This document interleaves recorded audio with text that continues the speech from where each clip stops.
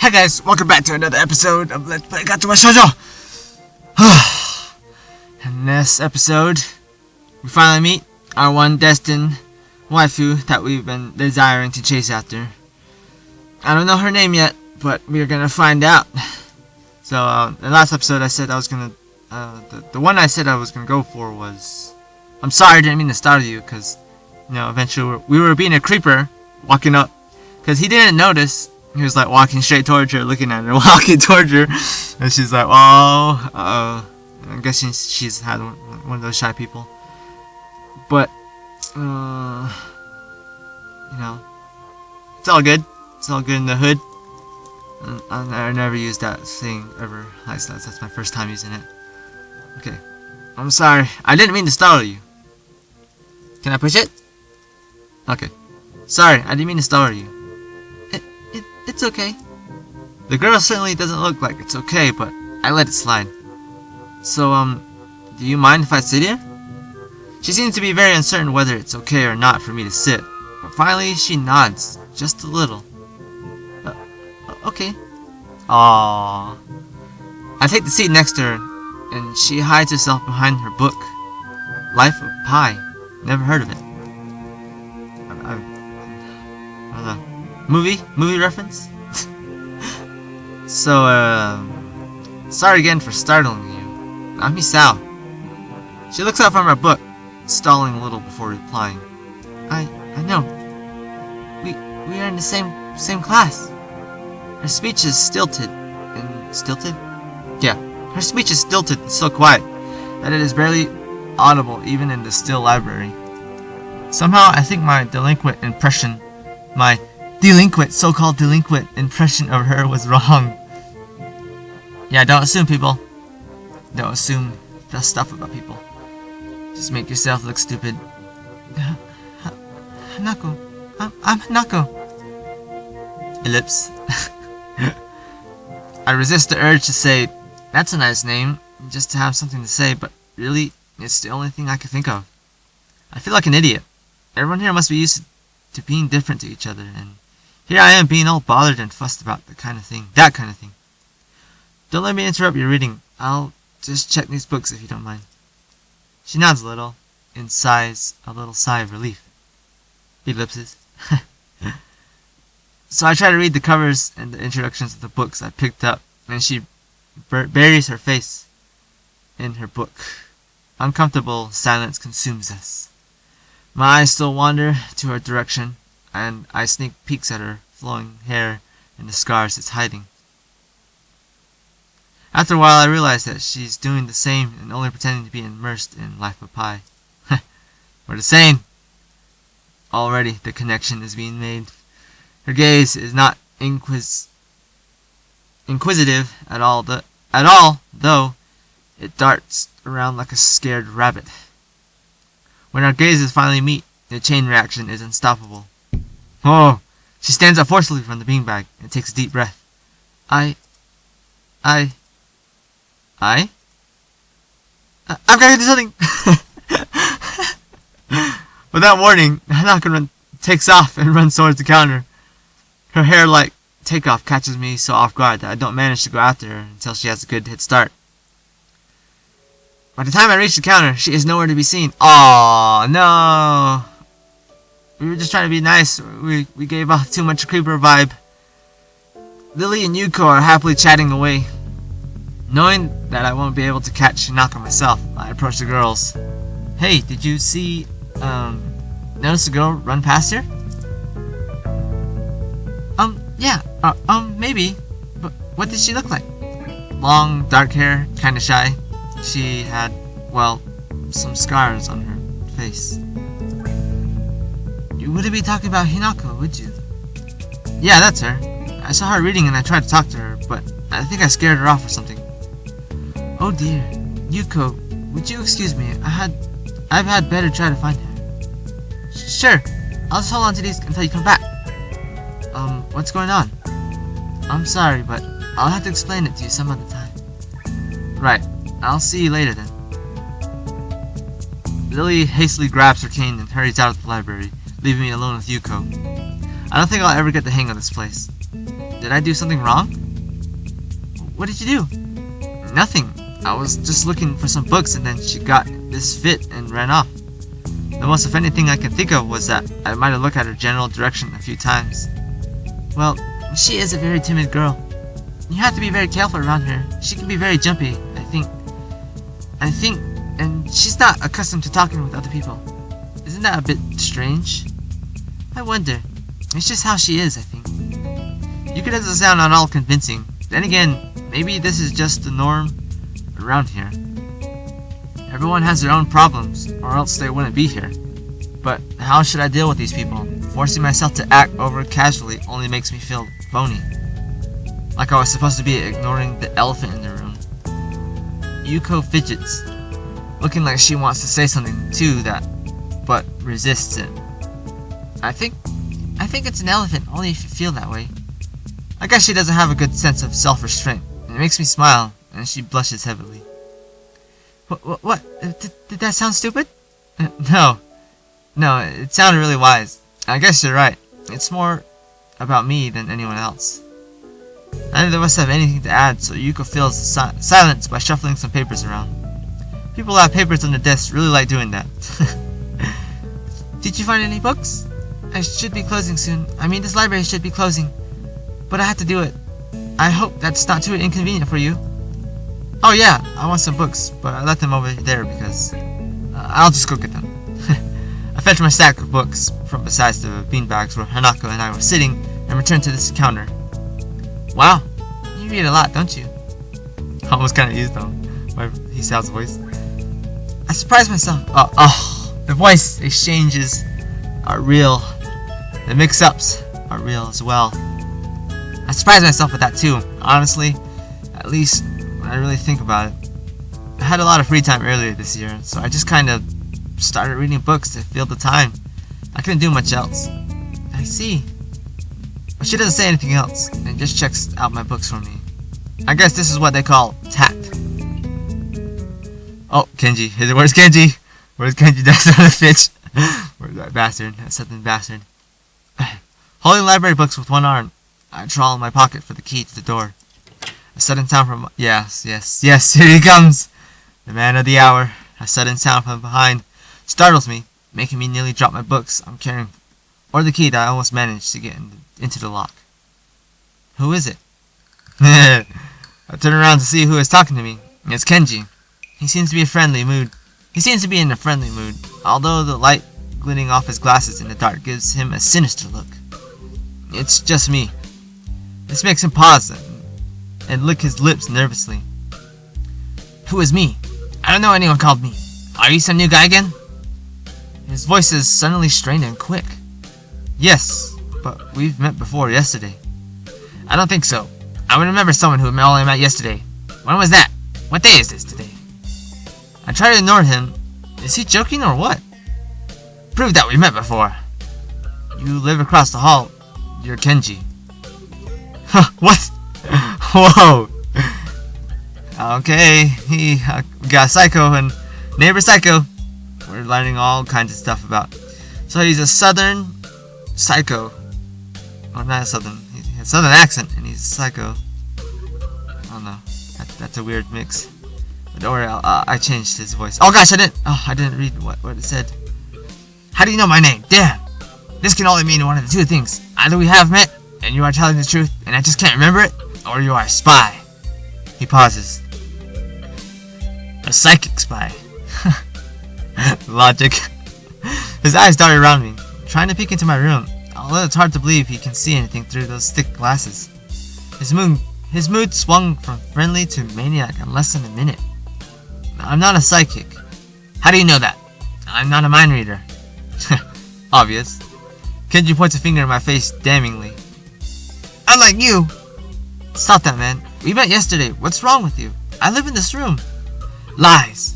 If you think you can pass this as Hisao because I'm legally blind, you are sorely mistaken. You don't even look like him. I mean, the resemblance is real slim. Maybe at a distance. But who do you think you're kidding? I want to grab him by the shoulders and shake him. Exasperated, I rub my eyes and let out a heavy sigh. Stay there. Kenji comes closer, one careful step at a time. I stay still. lest he assault me physically, although I doubt he could do much damage even if he did. Oh, wait, I see it now. Damn, it really is you. So I need to get... And then, once again, for good measures, I step backwards just in case. What's up, man? You don't look too good. I think something wrong? I don't know. Just had something stupid happen to me. A few stupid things, actually. Even if you discount this one, I can't get a proper touch on other people here, and I have no idea if it's because of me or because of them. I don't know why I'm telling this to Kenji. It's not like we had any contact either. That's rough, dude. Yeah, I'm sorry about calling you a psychic spy and all, but you can never be too careful. It's the hard reality we live in. I'm slowly starting to think that Kenji isn't necessarily living in the same reality as the rest of us. You see, this is how it is, the world. There is no justice, you see? Even when I lose, I win. Because I don't lose I don't lose this lesson. The lesson. What does that even mean? Yeah, I was just about to say that. What the freak does that mean, Kenji? What are you talking about? It doesn't matter. Well, if it doesn't matter, then why'd you say it? He dismisses it flatly with a wave of his hand. So what happened? Why the long face? Do you have a long face? It's nothing. I just scared some girl off accidentally. Literally, too. She actually ran away from me. What's my fault, really? I think. I'm not really used to all this yet. A girl? A cute one? Cute? That's a hard question. She had a nice body and really beautiful hair, but the face... I guess it could go either way. Well, for me, she was cute. But, yeah, cute I guess. Cause it's not about the looks don't matter if you're a shitty person inside. I knew it. There are a lot of cute girls here, a strangely disproportionate amount. I believe this one is one of the dark secrets of the school. I tried to warn you, man, but did you listen? I don't remember any such warning. Dark secrets? Yes, dark secrets. Extremely dark, like a black hole. Have you noticed that the number of girls in the school is slightly but significantly higher than the number of boys? It's like 60-40.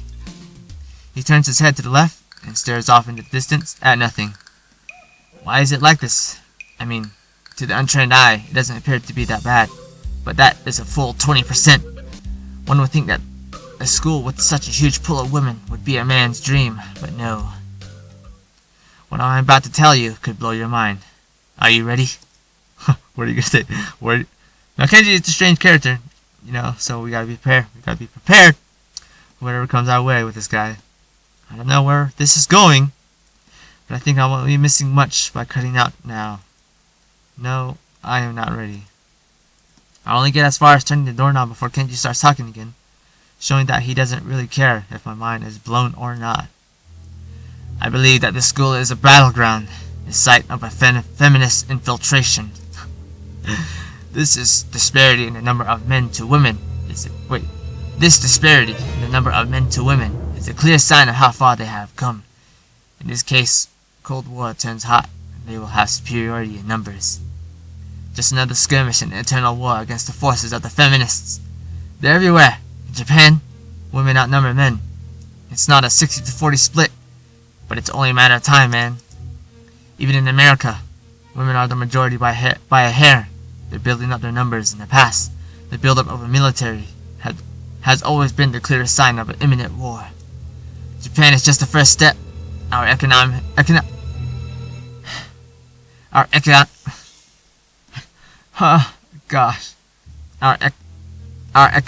is badass, and the country itself is small and isolated, yet a huge part of the Pacific in terms of political views, political value.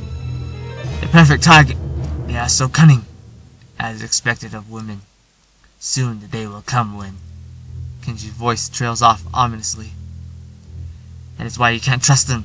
They will string you along and then kill you, just as they killed me. You will end up just like me. Oh hell no. Like straight out, like literally straight out. Kenji, what the hell are you talking about? I can't stop myself from blurting it out. Hey, what the hell does that mean? You said it to me. Oh wait, you said it, not me. It's the best I can think of. So, you're not supposed to say something like that? Damn, so rude. Where was I? Oh yeah, vast feminist conspiracy. Stop it, stop. I lost you way back there somewhere. Somewhere around feminist infiltration? Too hard to follow. It's cool. I have some grass and stuff in my room. And puppets. You like puppets? What is with this guy? This guy is a whole treasure filled with a bunch of random stuff. No puppets. You don't like puppets? Okay, grass are still cool though, right? He speaks energetically, responding almost before I'm done talking, moving his hands in an inanimate way as he continues to run on. This is too strange. I had him pegged as relatively normal, but it's clear that I was wrong. Something on your mind, dude? Just thinking about what it's like to be the last sane man in an insane world. Kenji frowns, looking deeply upset. Oh, that hurt him bad. You mean that's you? That can't be, because I'm the last sane man in an insane world. That is my dream. You can't just steal a man's dream. What the hell? There can't be two last sane men. It would be invalidate. Wait. Yeah, it would invalidate that whole last part. And that part is kind of important. There can be only one. Like in the foreign movie where there can only be one. And in the end, there is only one dude left. Because that was the point. I've never heard anyone talk so heatedly and so defensively about absolutely nothing before. Ugh. Anyway, if you wait here, I can get my graphs. I also have a list of other dark and complex conspiracies that the school holds as tangled as. Quick, finish my analogy for me, be a pal. I'm going to go to bed now. It's extremely late. That doesn't sound like an analogy, but whatever. I like you. You seem like a cool dude. Most people don't understand what I'm talking about when I try to explain the vast feminist conspiracy to them. Denial is a terrible thing. Later. He claps. He claps. Me on the back. Oh. He claps me on the back. And then vanishes into his room so quickly and quietly, it's like he didn't even open the door, but instead walked right through it like a ghost. That'd be a weird plot twist. Kenji's a ghost. Oh gosh, I better not have spoiled it, because I haven't played this. I hope I didn't ruin it for myself. Hopefully, I'm wrong. Okay. I don't know if I can fully digest what just happened, so I gave up and just go to my room, and just went to my room, kicking off my shoes before falling face first into the bed. It takes me some time to relax and get up so I can get started on homework. It's because the sheets are cool and comforting against my cheeks, and it feels good just lying there with my eyes closed. This school is like some kind of bizarre and surreal island. It's isolated on top of a mountain, and each person is stranger than the last. I just can't seem to fit it. What irony. One would think that fitting in a place that's made for people who are unfit for anywhere else would be easy. Maybe I'm trying too hard. Although I say that, it doesn't help take the edge off, and the words are left echoing off my empty walls. I guess it's not as bad as I expected, though. This place really is more a school than less a hospital pretending it's a school than I thought it would be. If nothing else, the scenery is beautiful. I open an eye, seeing the school books and bottles of pills arranged side by side on my desktop. Maybe this place is too much like a normal school after all. Transition? Woo! Okay. Oh, I so want to go after our waifu. I don't know. Okay. Hopefully we can encounter her this time. I feel very tired this morning. Probably because yesterday itself was a very tiring day. On top of that, I woke up far earlier than necessary. After saying hi to Shizune and Misha, I start doing the work as instructed from the board. It already looks like today is going to be heavy. I don't have a problem with that now, though Shizune and Misha might jump on me trying to get an answer about whether or not I've decided to join the student council, even if it's just one day. I wouldn't put it past them to try, and I don't have an answer for them if they do. So this situation is convenient for me. About 10 minutes to class, Hanako walks in and takes a seat, but no one looks at her. The teacher doesn't even comment on her lateness. He does, however, stop us to say that we're going to take a break. We're going to break into groups again. I turn my head and see that Shizune and Misha are looking at me.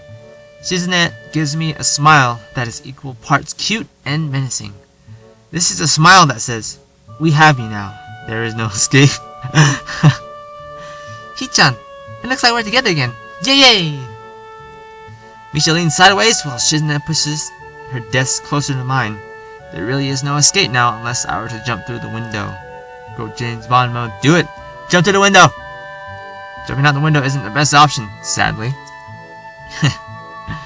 Oh yeah, she's like, "Oh, you're trapped now, sucker.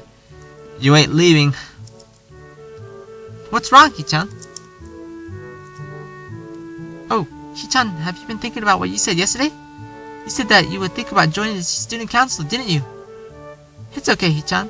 We were talking about it after you left, and it would be rude to expect you to already have an answer for us this early, right? Right? Ha ha ha! I'm so happy you two are able to have a laugh.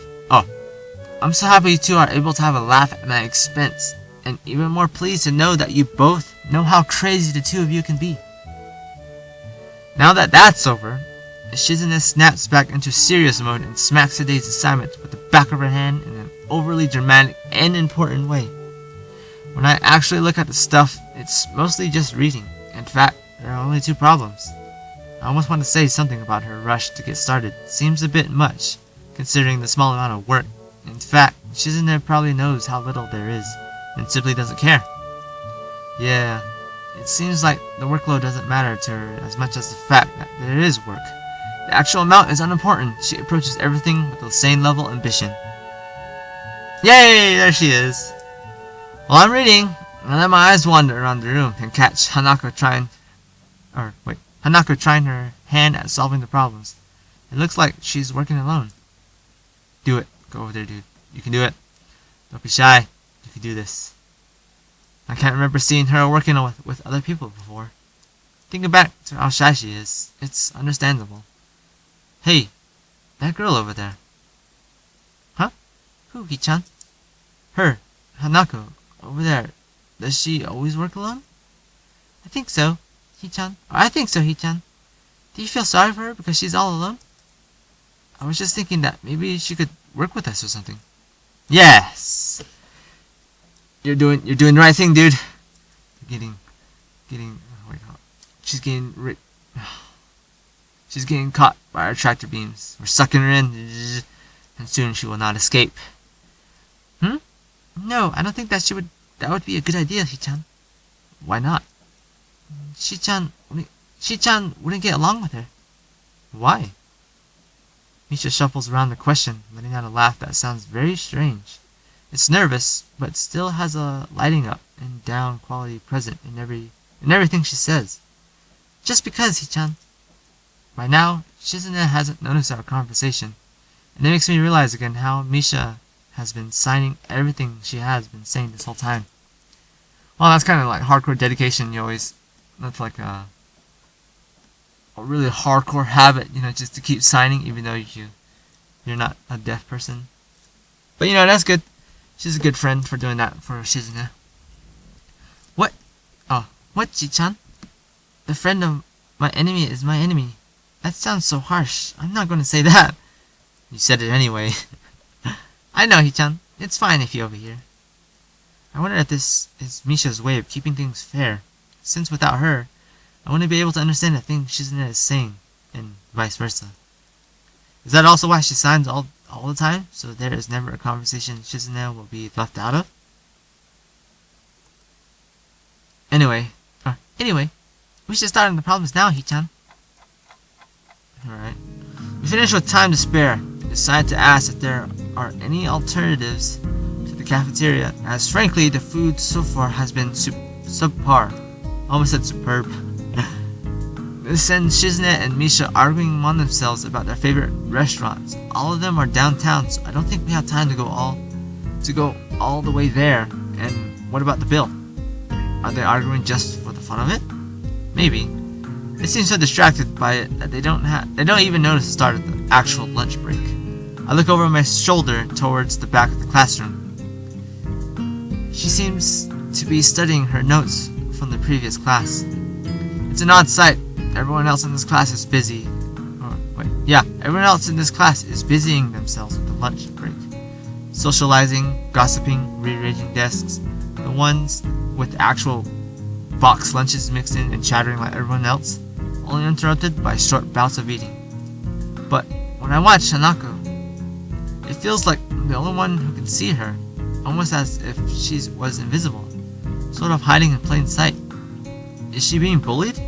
Is she isolating herself from the rest of the class on her own accord? I see her look over her shoulder towards the class and rear door.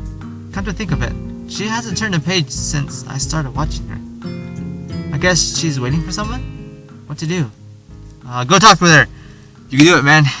We gotta chase this. We need to succeed in doing our dreams. Okay, go talk to Hanako. I still feel bad for making her run away yesterday, so I'd better say something. Hey there, Hanako.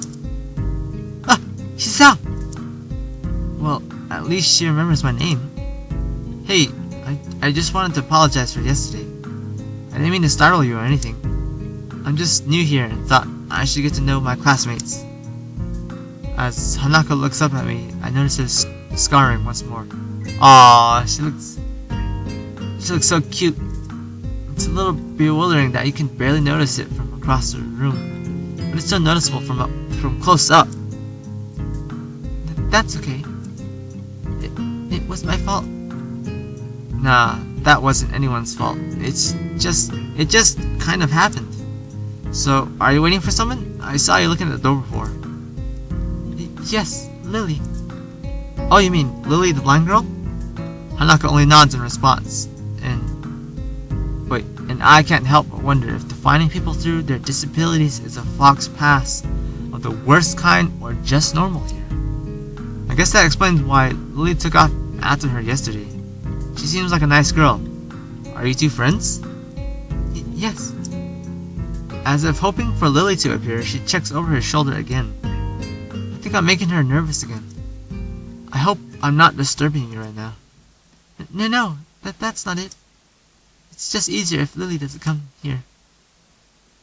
Oh, because it's hard to get around the classroom? Not really. Hanako's gaze drifts past my shoulder and towards Shizune. Shizune? Hanako nods again. What about her? Don't they get along? Hanako shakes her head. Clearly this is something she doesn't want to talk about. It does make a strange sort of sense, Shizune and Lily not getting along so well.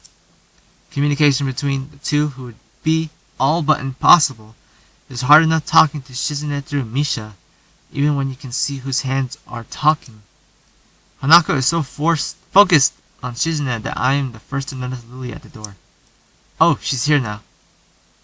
Hanako spins around to confirm this. Upon seeing Lily, she moves quickly to the door. Lily! Ah, Hanako, good morning. Is the president here? Mr. President Obama? No, she's talking about Shizune.